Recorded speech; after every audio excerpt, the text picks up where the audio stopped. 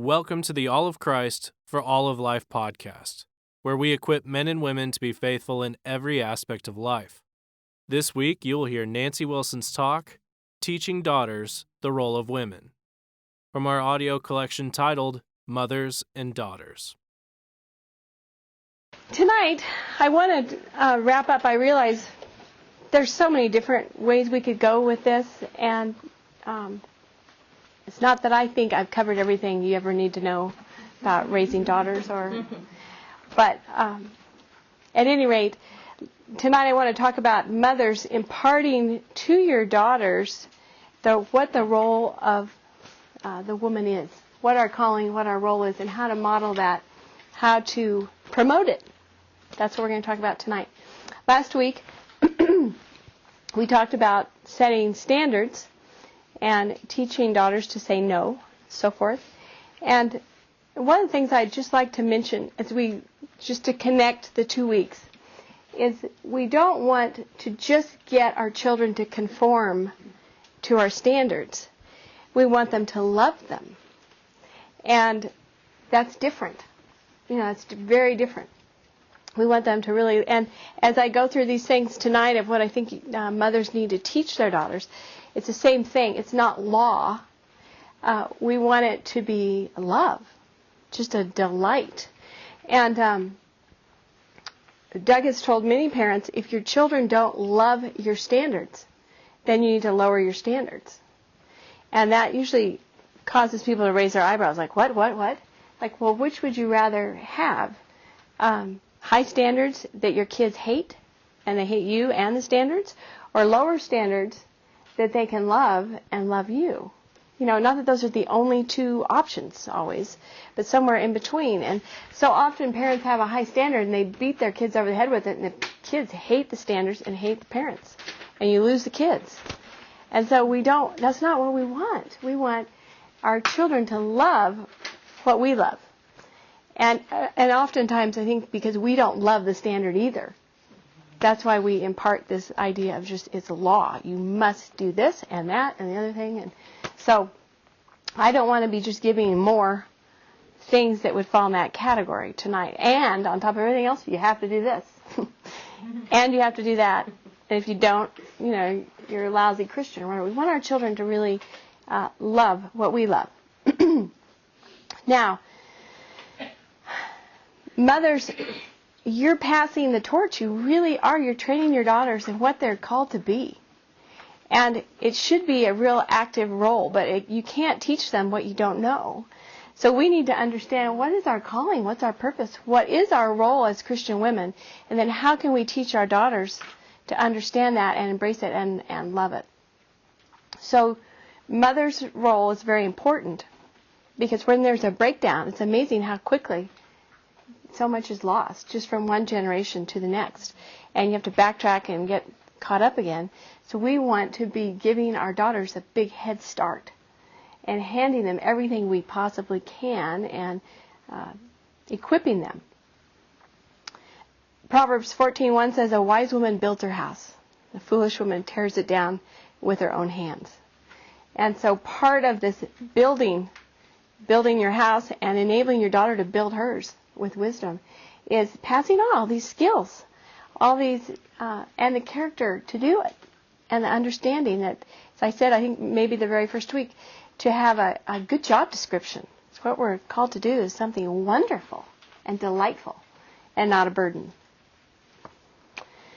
In 2 Timothy 3:7, it's describing a particular kind of woman. It's actually verse 6 and 7, but it's talking about these men actually earlier who, just a long list of all the bad things they do. They love themselves, they're covetous, boasters, etc., etc., etc. And it says, for of this sort are they which creep into houses and lead captive silly women, laden with sins, led away with diverse lusts, ever learning and never able to come to the knowledge of the truth.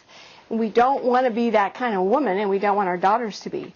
Ever learning and never able to really get it. They learn and they learn and they read books and they listen to tapes, and learning, ever learning, never able to come to the knowledge of the truth. You know, the truth sets us free.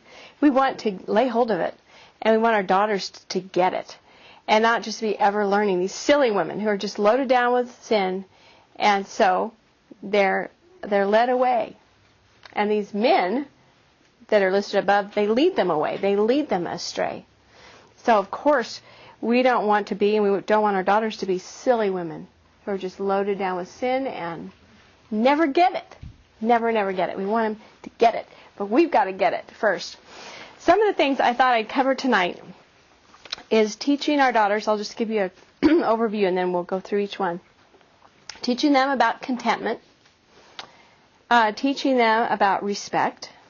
Teaching them about submission. And teaching them about domesticity. Those are the things I'm going to cover. And there's plenty more. Of course there is, but I just picked out our primary duties, the things that God calls us to do. And I think contentment is so important, because if we don't have a real contentment in the Lord, then all these duties of respect and so forth aren't going to come easy. And we stumble and fall before we ever get started. And I think also, if we can learn contentment, it's amazing the difference it makes in our whole life. It just makes everything different. And if our daughters can get this early on, the secret of being content, it's such a big mercy. So, everything I'm going to say tonight, of course, moms need to get it and do it. And it's not as though we have to achieve like the 100% mark before we can ever teach our daughters, or we'll never get to teach them anything. But we have to realize how important it is for us moms, because we can't teach things we're just flat out not doing. We can teach things we may not be very good at yet, but we've got to be serious about applying it ourselves, or we can't teach it. I think the connection with contentment is really with the gentle, quiet spirit in 1 Peter 3. I think there's a lot of misunderstanding about what a gentle, quiet spirit is. And a lot of, particularly I think young ladies, think it means they're not supposed to talk. They're quiet.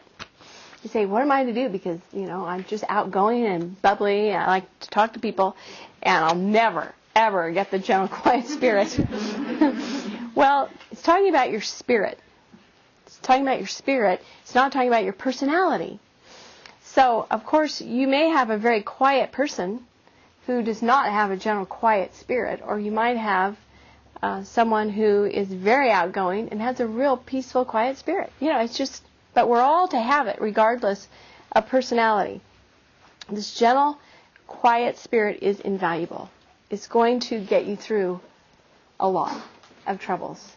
And you know what? There's a lot of troubles in this life. It just is the way it is.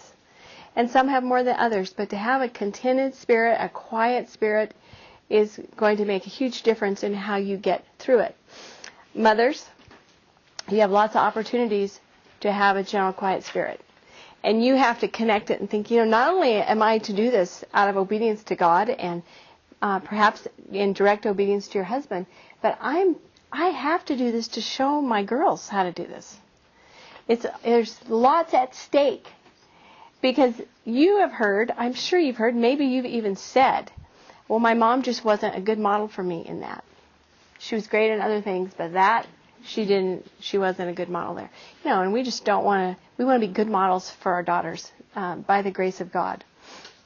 But having a gentle, quiet spirit, I've often compared to a body of water, a lake. I grew up skiing a lot on lakes and rivers and whatnot. And the best time is, of course, the early morning when there's not a ripple. It's so peaceful, and it's so beautiful.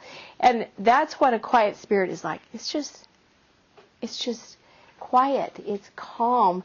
And it's not all churned up. There are no whitecaps. It's no fun to go out on the whitecaps. Just stay home. And if you've just been out on the water or just sat and looked at the water, you know how beautiful it is like that. That's what a spirit is like that is trusting the Lord. It's just quiet. It's not frantic. It's not worrisome. It's at peace. There's no turbulence. Okay? And when your spirit is turbulent, you know it. Maybe not everybody else does, but you do, right? The inside is just the whitecaps. And you want a quiet spirit.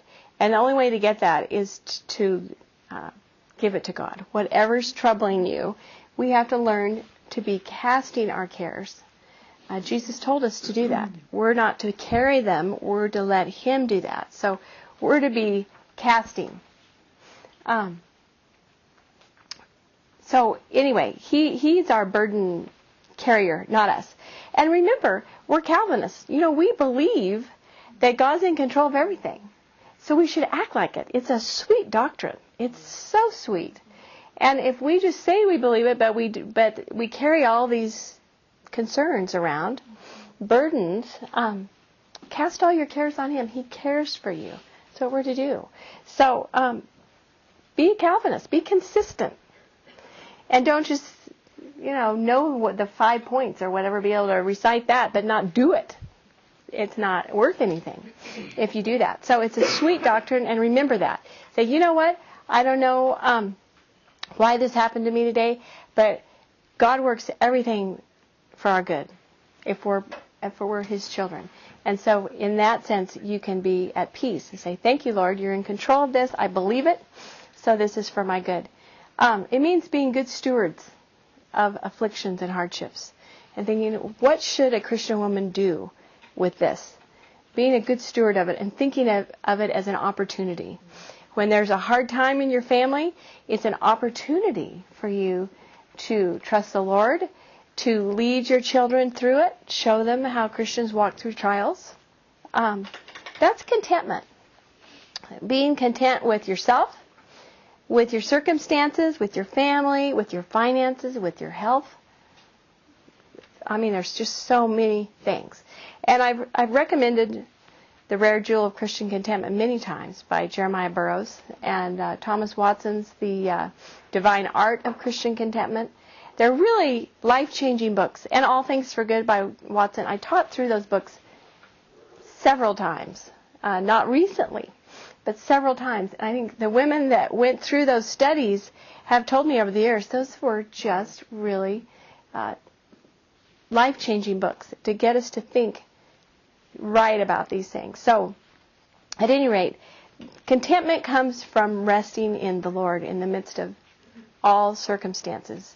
And that is something that if you can teach your daughter, and daughters, if you can take every opportunity you have now to learn it, it's fantastic. Not that you'll get it down 100% and never be tested, but that when something comes like, I know how to do this. I've done this before. I know how to get under God's feet, and I know how to stay there and trust Him to work this out. And this is a lifelong process. And just when you think you've got it, you'll get another opportunity to apply it in a different area.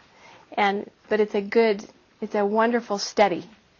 So contentment is where I'd like for you to begin in thinking about this. Secondly, teaching respect, because, of course, wives are called to respect their husband.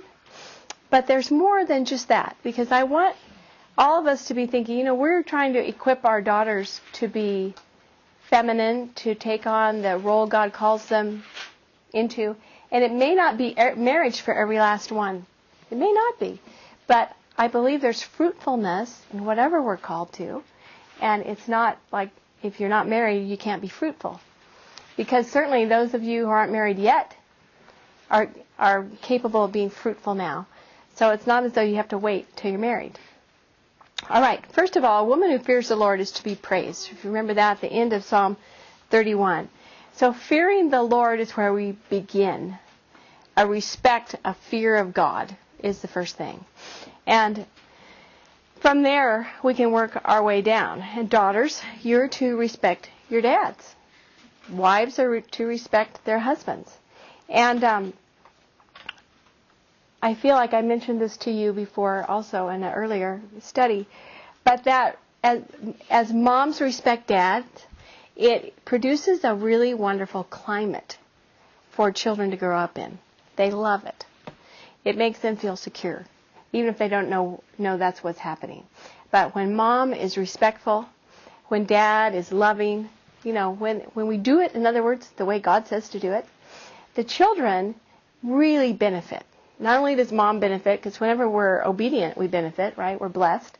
Dad benefits because he's being respected, but the children also benefit. And there's a potency in obedience that I don't think we understand that is remarkable and sometimes miraculous, amazing.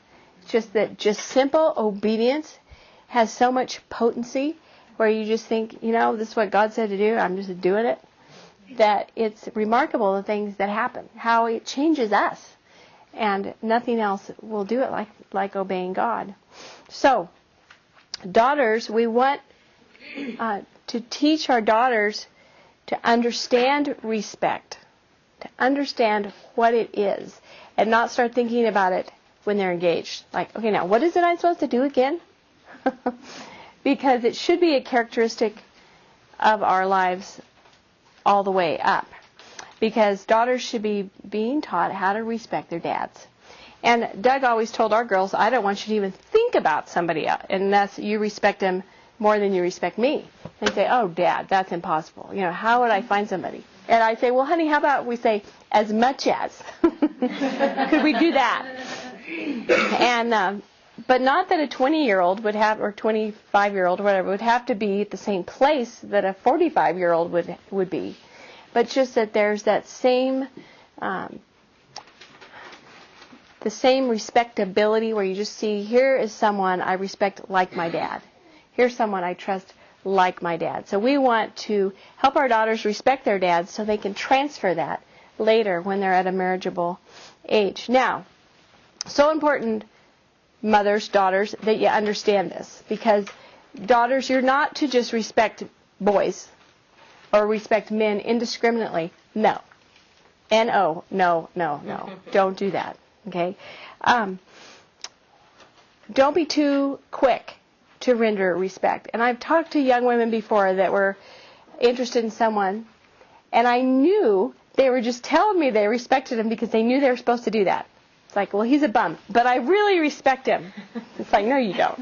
Or you shouldn't. You shouldn't respect him. Why are you respecting him?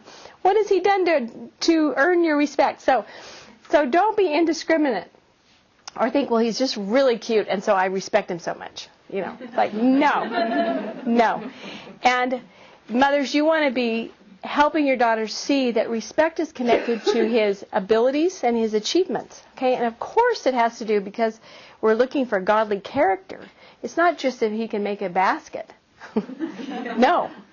But his godliness, that you see that he is a man who takes God's word seriously. This is, you're looking for someone who is a serious Christian. But then, as far as teaching your daughters how to render respect, we connect it to things like shooting a basket. It's true.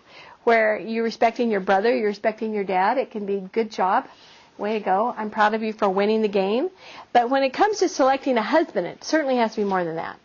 Okay, certainly has to be more than that. Sometimes there are young men who are real natural leaders. And because women like that, they're just attracted to these guys who are natural leaders. But sometimes they're leading in the wrong direction.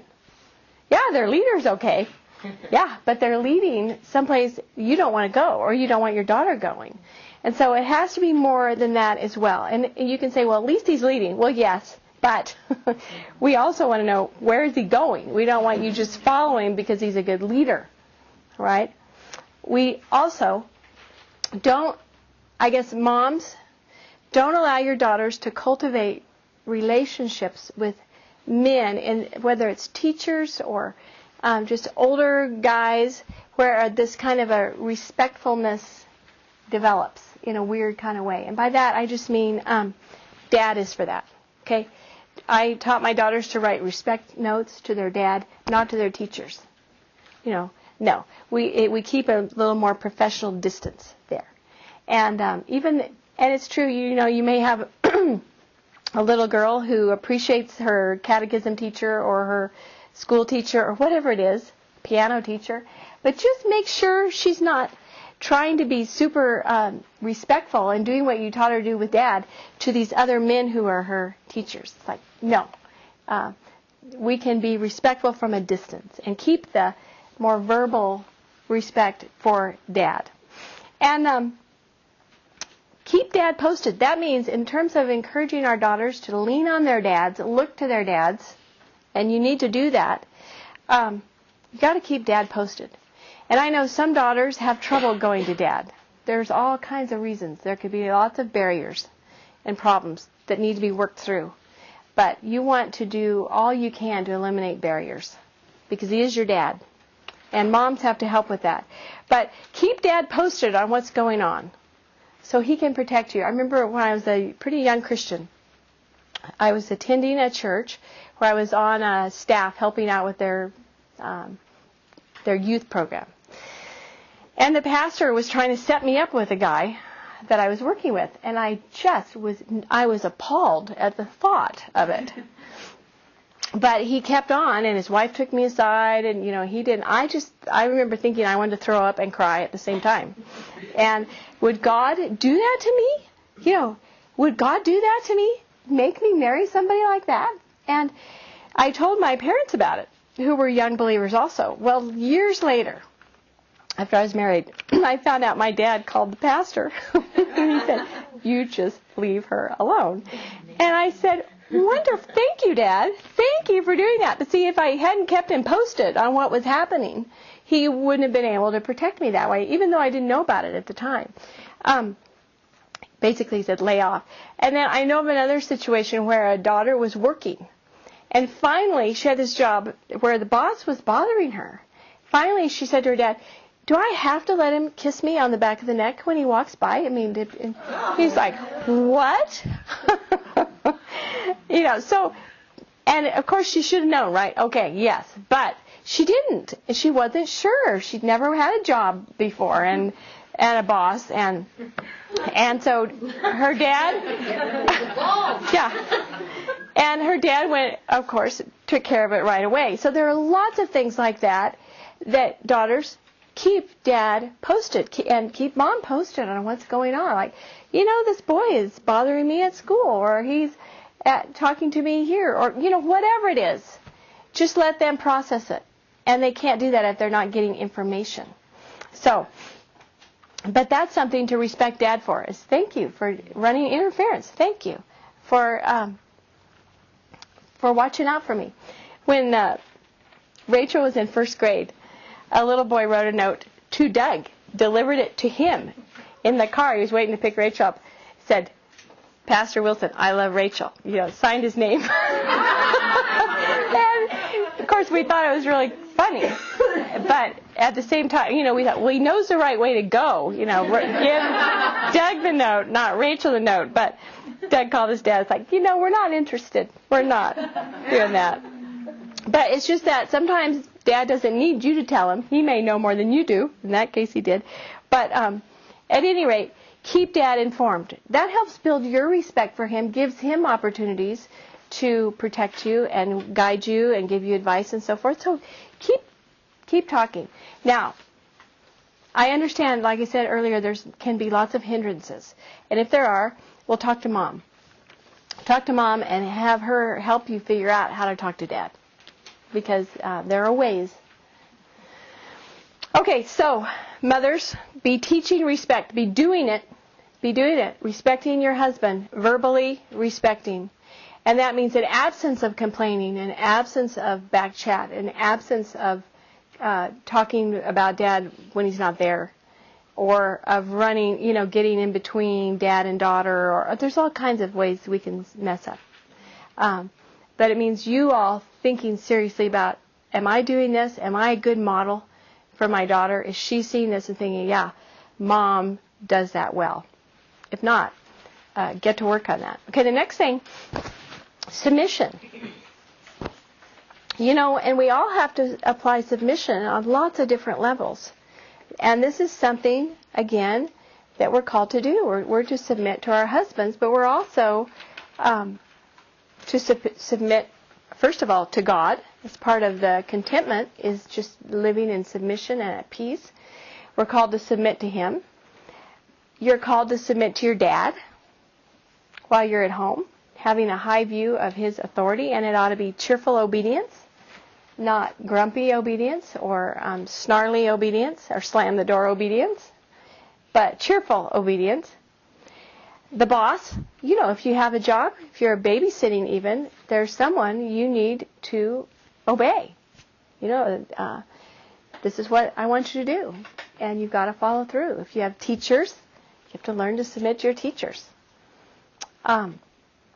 So we want to inculcate a good work ethic to our daughters.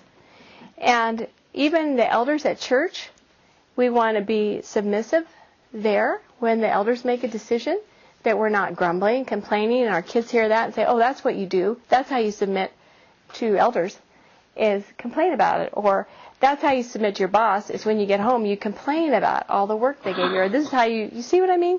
We have to model this and not be complainers. Remember, the way you are now is the way you're on. You have a trajectory. You're going somewhere. And I tell people, those little old ladies who are so cranky, just cranky. They were cranky when they were my age or when they were young. It's not a new thing when they suddenly turned 80. But I do think they have more to complain about when they're older, because everything hurts, or it's hard. Life is hard. And so when we're tempted to complain now, we'll say, no, I don't want to be a little old cranky lady, so I better not be even a little bit cranky now, because it's all going to bear fruit later.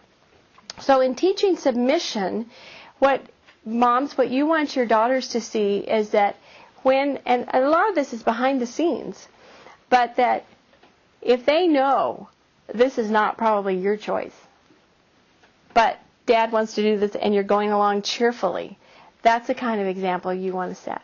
And not looking at your daughter, rolling your eyes like, oh, that's a stupid thing we have to do, but here we go, or nobody else wants to go to this place on vacation, but here, just setting the tone. Mom is setting the tone, and you've got to do it cheerfully. All right, the next thing is teaching domesticity. The biggest enemy to domesticity in the Reformed world is not feminism. It's not feminism. It's this domesticity Nazism. That is, you gotta. You have to stay home, you gotta bake bread, you gotta have a dozen babies, and you gotta do it this way, and there is this pressure that comes out in Reformed circles that is a real threat to the real deal. And it's a law. That's what I mean by it's a law. We want our daughters to love domesticity, love the thought of managing a home, not feel like, I got to do this. I remember getting a letter one time from a lady, a credenda reader. I didn't know her, but she wrote me pages of all the things she did. I don't wear makeup. I don't perm my hair. I breastfeed my babies. I make I make the bread. On and on. And she said, and I just not sure I'm even saved. And because that's where she thought salvation was, is doing all these things. And there's this, there is an attitude that we want to resist, totally resist. And that is this, you have to, instead of you get to. You get to. Isn't that wonderful? You get to do this, not you have to do this. It's a huge difference. A huge, huge difference. For instance, if you hear about a lady, and maybe this is a test to see which camp you're in. Say you hear about someone who has 2 or 3 kids, and her husband's in grad school, and she has to work, half time, 3/4 time to help take care of it. If your reaction is, oh, that poor thing, then it's because it'd be more wonderful for her to be home. But if your reaction is, what a sinner, how dare she think that she should be working? You see the difference? Then you might be in that category of someone who feels under the law. That it's just, you have to do this or else. No, it's not a law. We want to do it because we love it. We want to bake bread because it makes the house smell so good and it's so wonderful. Not because it earns us brownie points with God. Or we want to, all these different things we do in the home, we want to do it as an overflow of joy, and just it's such a blessing to be there. So if we don't love it, though, our daughters aren't going to love it. And I've talked to daughters who have grown up in that kind of environment, and they think, I am never going to have kids. I'm never going to, I'm not going to do that. It's awful. And you think, okay, what did we do wrong? How do they think it's awful? Okay, so we want to teach domesticity first by just understanding it ourselves. It's such a privilege. It's such a blessing. It's such a bonus. It's a bonus. We get to do this. And remember, we're preparing daughters for marriage, but even if they don't get married, we want them to have a home, don't we?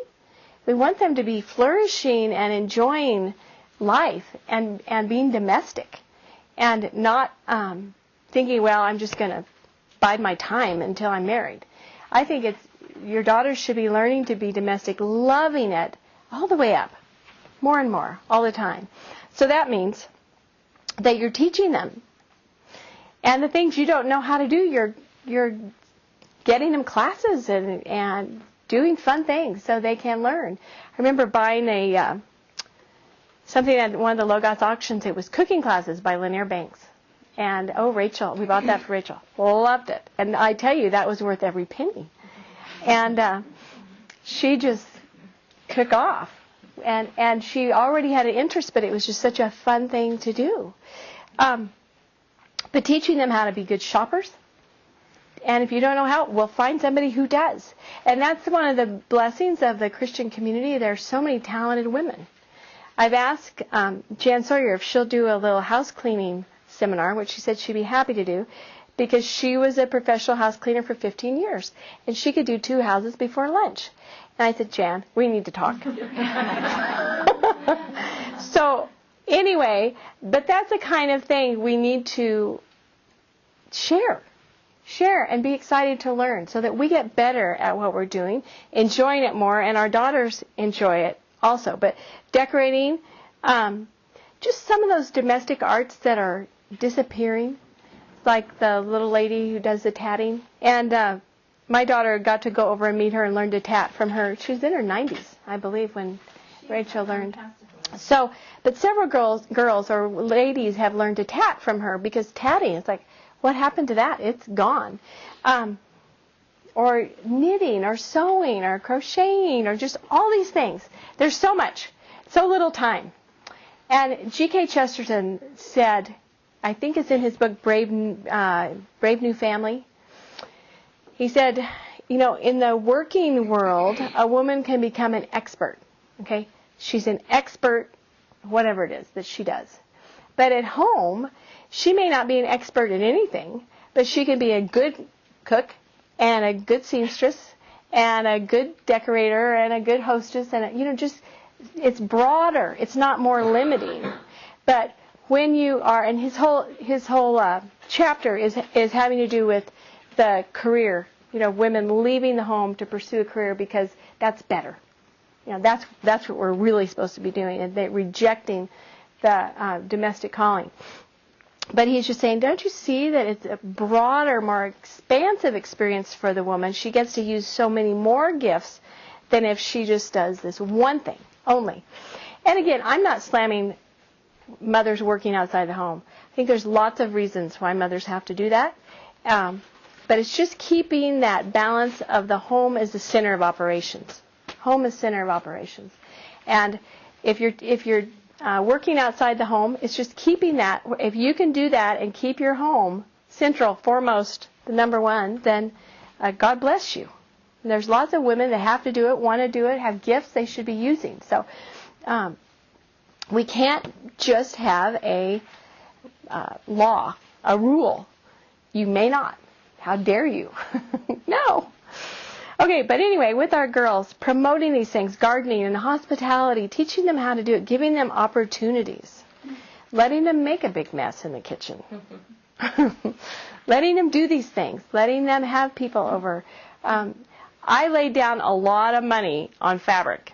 And I can remember thinking, well, this is an investment in her. It may not ever get worn, but this is, she's learning how to sew, and keep buying the fabric and never a pattern, because my older daughter, Becca, never wanted a pattern. So she would design these things and maybe never wear them. But it was a good experiment, she was learning how to do it. And I just can remember thinking that so many times, like, I'm investing in her, even if no dress came out of this. And it paid off. It paid off. So just having that, just enabling your daughters to do some of the things they want to do, encouraging those gifts you see them having and making time for it and promoting it. One of the things, though, I will say, as far as homemaking and making our homes wonderful places to be in, is that it takes time, obviously, but it has to be the overflow again. It can't be from the outside in, where you're just clamping down on everybody. But I do say this to the college girls often, and I'll say it to you daughters. What is your bedroom like? And of course, well, Mom, what is yours like? Maybe I better ask that too. And I tell them that whatever your bedroom is like, that's what you're saying that we need to export. Okay? This is it. And for you daughters, that's probably all you really have to take care of is your little bedroom. That's it. However many square feet you got. Well, what's it look like? Because that's what you're really saying by your behavior. This is what it's all about. This is what we want to spread around in the community, the world, like this. You think, So take dominion first, right at home, and it will work its way out. But start there. And take delight in it. And find out, moms, if the room is a pit. Well, what is the problem? Is it the room or is it the girl? Or both. What do we need to do? And how can we make her understand this is important? This is reformational. And it's good. Okay, finally, I'd like to just talk a few minutes about preparing to send your daughters out. Letting them go. They're going to hit the age where they're going to get married or go to school or leave, eventually, sometime, they're going to go. And we want to be preparing for that. Because really, we don't want, long term, we want them to go, right? We want them to go, eventually. And we want to give them the right idea about marriage, that it's not an escape hatch. We want our homes to be the kind of places where they don't want to run away, they don't want to escape, that there'd have to be a good reason for them to leave this place. And so marriage is a means, it's not an end. Like, okay, we made it, she got married, now we're done. No. It's a means of glorifying God. It's not an end in itself. And so we don't want to push our daughters, push them, okay, get married. Would you just get married? And I've seen girls who are 17, 18 worrying that they're not married yet. Think, what are you thinking? Where's the fire? What is the big hurry? Take it easy. Finish your education. Don't rush into this. And I think sometimes it could be because they want to get away. It could be because they've just got it in their heads that this is the goal, this is the prize, and once you get it, now you can just relax. And until then, you're just sort of at loose ends. No. We want our daughters to be glorifying God, using their gifts, growing, being productive members of the church community until, if God brings them a husband, well, of course we're praying for that. That's good. We want that. But it's not an end, okay? It's a beginning. And once they go, moms, once they really do get married and go, you really have to shift gears. And I said this one of the other nights, that you know how important it is to you to please your parents. And so your daughters feel that way about you. And once they're married, you don't want to be critical. What are you doing that for? And yes, there are times for input. It depends on your relationship. But be preparing yourself, thinking, this is my window right here. This is my time to teach and share and give input and so forth. And once they're married, I don't have that same responsibility anymore. And they're in a sense on their own. Now, certainly, there's, especially my kids, they all live here. My goodness, I see them every day. I talk to them. We just have lots and lots of interaction. They ask me questions. We've got a wonderful relationship with our kids. But I want to be careful that I don't criticize or offer when they weren't wanting it, or just be kind of still the mom figure in the old sense, but to be more of this cheerleader, supporter, that role. So be thinking of that even now, mothers and daughters be thinking, okay, Mom, give me all you got now, because I want to make the most of my time at home. You're only at home so many years. I've been married 30 years next month, and I was home for 18, and I thank the Lord for those years, and I thank the Lord for the input my mom has been able to give me since then. And I think that's another thing daughters can do, is ask for that input. Ask for Dad's input. And don't be shy about it, but get it and appreciate it and be grateful to God for it. But meanwhile, to be thinking long term that, when my kids leave, I want them to always feel like they're welcome and they're not obligated. And you all know what it's like, Thanksgiving's coming and Christmas, to feel obligated. Like, we have to go be with my parents. We have to go spend time here. And you want your kids to never feel that kind of a pressure, obligation. You want them to come because they want to come, not because they're obligated. Because you will make sure you let them know some way that you're not happy, that they didn't stay long enough, or it's your turn, or that kind of thing. I think the more we set our children free, the more eager they want to come back. They want to come. Okay? All right. I've so enjoyed meeting with you all, seeing you. It's been really nice to have you here, and I just encourage you. I just hope that if I can be any help, encouragement, privately, whatever, don't hesitate to holler. And it's such a blessing that we have so many wonderful moms and daughters right here in our community to support each other. See, we're on the same page. And I think sometimes meetings like this are good in that we're all hearing at the same time, thinking, oh yeah, that's true. So we can speak to one another, and daughters can say, remember the contentment thing, we got to work on that. Or, there's that sort of mutual accountability. Well, let's close in prayer. Father, we do pray you would help us to be contented women, that you'd bless us with gentle, quiet spirits and with a respectful, submissive demeanor toward our husbands, our fathers. And I pray that you would help us to learn to love our calling as homemakers, and to embrace the domestic calling, and to become experts really in many, many areas.